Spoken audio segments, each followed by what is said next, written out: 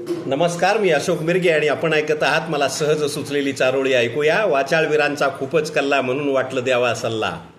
कुणाच्या घरातील त्यांचीच माणसं विरोधात त्यांच्या गावी असतात आणि हसून केलेल्या कर्माची फळं त्यांना रडून भोगावी लागतात. मीडियासमोर तुमच्या गप्पा एवढ्या अति असू नयेत, दुसऱ्याबद्दल बोलताना मनात बारामती असू नयेत.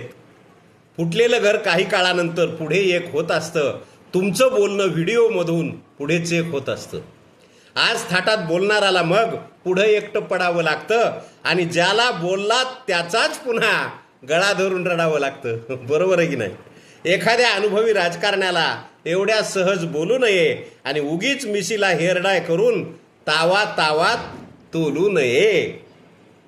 एखाद्या अनुभवी राजकारणाला एवढ्या सहज बोलू नये आणि उगीच मिशीला डाय करून तावात बोलू नये. धन्यवाद.